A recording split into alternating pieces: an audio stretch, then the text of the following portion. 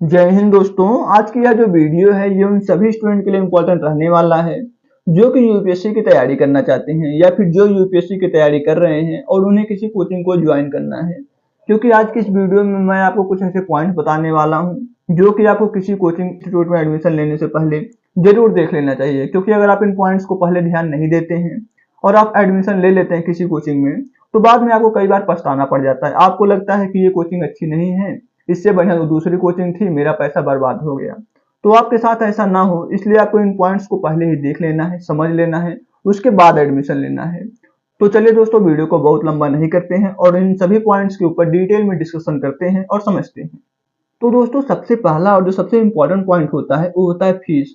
कि जिस कोर्स के अंदर आपको एडमिशन लेना है उस कोर्स के लिए कौन सी कोचिंग कितना फीस आपसे चार्ज कर रही है। क्योंकि कई कोचिंग बहुत ज्यादा उसी कोर्स के लिए फीस चार्ज करेगी, बहुत सी कोचिंग ऐसी हैं जो कि बहुत कम दाम में ही आपको कोर्स प्रोवाइड कर देती हैं।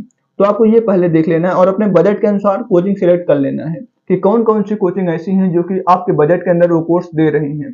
जब एक बार आप अपने बजट के अनुसार डिफरेंट डिफरेंट कोचिंग देख लें, उसके बाद जो है आपको इन चीजों को ध्यान में देना है।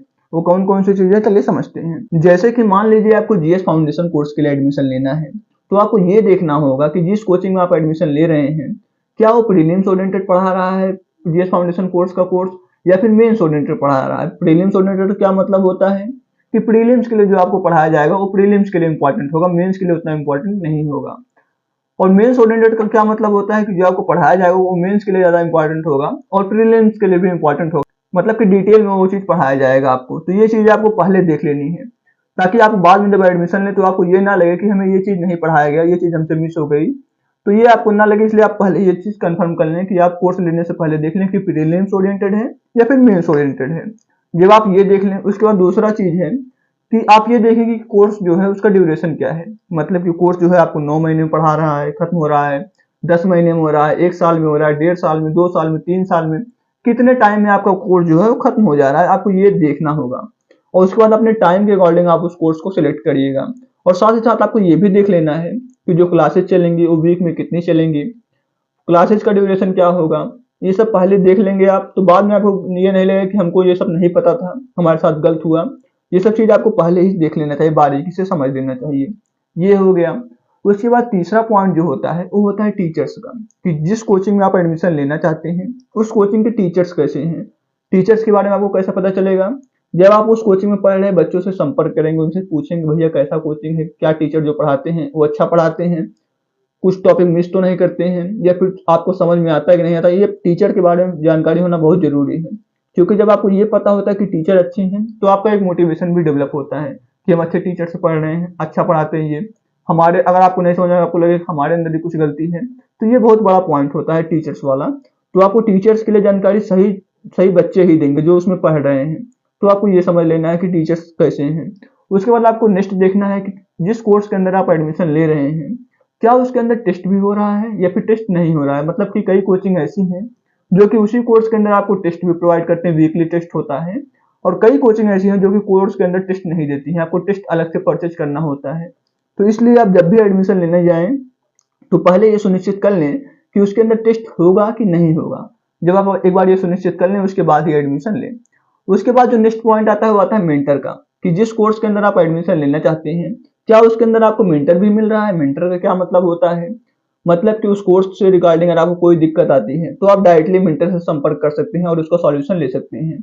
मेंटर रहने से फायदा ये होता है कि अगर आपको कोर्स में कोई दिक्कत आ, जैसे कि आप कोई टॉपिक नहीं समझ में आया, तो आप उनसे सीधा पूछ सकते हैं। या फिर आप उनसे बोले कि हमें टीचर से पूछ के बताइए क्या होगा इसका आंसर। अगर आपको कोई कोर्स में वैसा दिक्कत, टेक्निकल इशू आ रहा है, तो भी आप उनसे बोल सकते हो, वो आपको रिजॉल्व करा के देंगे। जो भी आपको दिक्कत आएगी सब मेंटर आपको रिजॉल्व करा के देते हैं कोर्स के दौरान। तो ये हो गया, मेंटर वाला पॉइंट काफी इंपॉर्टेंट होता है। उसके बाद आपको ये देखना है कि जो नोट्स होते हैं कोचिंग के, जैसे कि कुछ आपको बुकलेट प्रोवाइड होंगे, बुकलेट के अलावा आपको जो क्लास में पढ़ाया जाएगा उसके अंदर से जो आप नोट बनाएंगे क्या उससे कुछ क्वेश्चन पूछे जा रहे हैं एग्जाम में कि नहीं पूछे जा रहे हैं। अगर आपके नोट्स से एग्जाम में क्वेश्चन पूछे जा रहे हैं तो आपको जो पढ़ाएगा, जो आपको नोट्स दिया गया वो काफी अच्छा था। अगर उससे क्वेश्चन नहीं पूछे जा रहे हैं तो उसका कोई मतलब नहीं बनता है।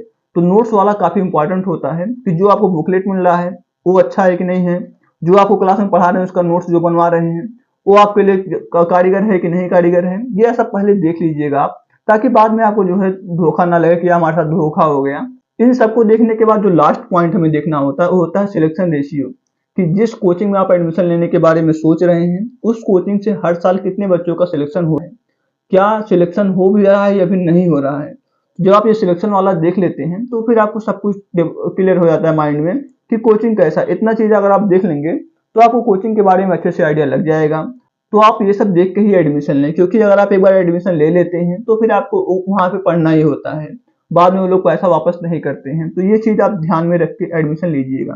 तो ये कुछ इंपॉर्टेंट पॉइंट्स थे जो कि आपको एडमिशन लेने से पहले, किसी भी कोचिंग में आप एडमिशन लेना चाहते हैं, ये सब देख लेना चाहिए ताकि बाद में आपको कोई दिक्कत ना हो। तो दोस्तों आज के इस वीडियो में इतना ही था। उम्मीद है कि आपको वीडियो पसंद आई होगी। तो अगर आपको वीडियो पसंद है तो कृपया वीडियो को लाइक करें, चैनल पर नए थे तो सब्सक्राइब करें और बेल आइकन को भी अवश्य दबाएं ताकि हमारे चैनल पर आने वाले ऐसे इन्फॉर्मेटिव वीडियो आपसे मिस ना हो। तो दोस्तों मिलते हैं नेक्स्ट वीडियो में, तब तक के लिए धन्यवाद।